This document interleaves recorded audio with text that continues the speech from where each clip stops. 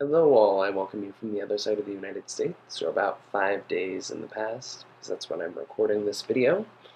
As you know, I am a professional or an interpreter, but I guess they're the same thing, so here we go. I have been asked to discuss with you how or where we interpreters fit into the scale versus insider and outsider. We kind of fall into a really rough spot. The fact that insiders, we grew very close to that, even if we can't quite fully penetrate the insider level. However, we draw very close through our language acquisition, as well as our cultural immersion and all the time that we spend getting to know the deaf socially while we were becoming interpreters. We then hit the barrier of professionalism.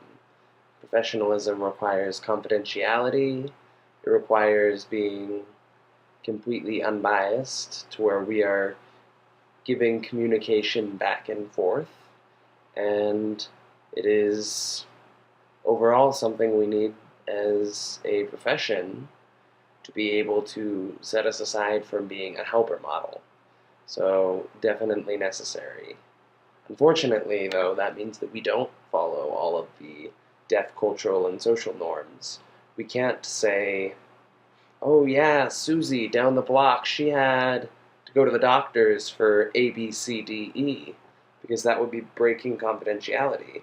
But because we aren't sharing that, we are not being culturally appropriate because culturally you would share that information.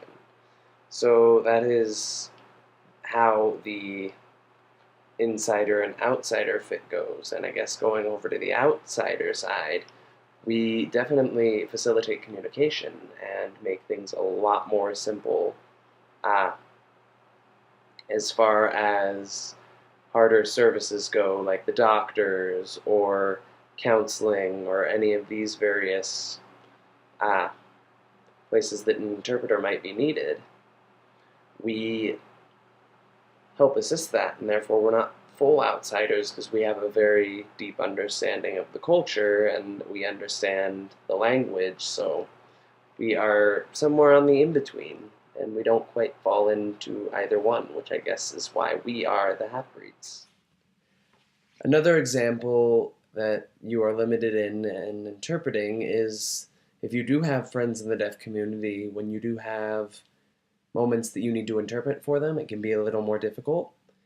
Waters might be muddied a little bit because you do know a lot of information already. You know them personally, you know who they are, what they do, etc.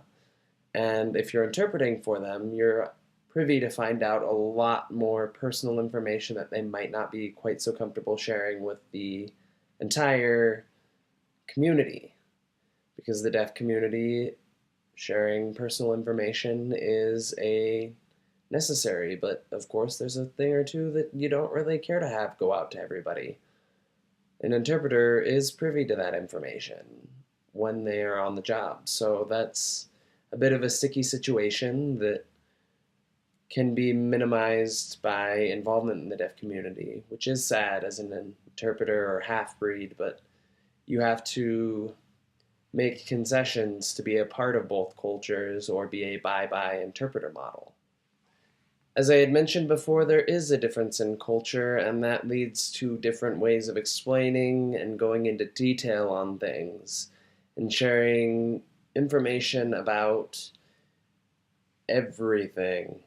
Everything your body does, everything you are experiencing or thinking, and that can get pretty explicit if you are not at all accustomed to the deaf culture. As as individualists, the hearing English population is a little more shy and politically correct, and make sure that we are very generic in some of the words we say so we don't elicit certain visuals. However, in ASL, visuals are what you have. So, as an interpreter, myself and my colleagues run into an area where We might have to talk explicitly about how the sexual activity was going last night, because the deaf person might be in the doctor explaining how something went wrong, and they're giving very intense visuals, which we have to give a description to. Even though they are giving visuals that might be obvious to the doctor, it's our job to exchange that communication and make that happen. So we are given no choice. While our hearing culture inside us says, no, don't want to talk about that, it is our job to mediate that and be the understanding point, and give that over and be culturally appropriate about it. Similarly, if we are discussing something like safe sex, we might have to sign a little more visually to get the point across and to discuss it. Those are some of the obstacles an interpreter can run into. I wish to thank all of my colleagues and all of our audience for listening into our lecture today, and wish you all a very happy Thursday, and I will see you next week. Thank you.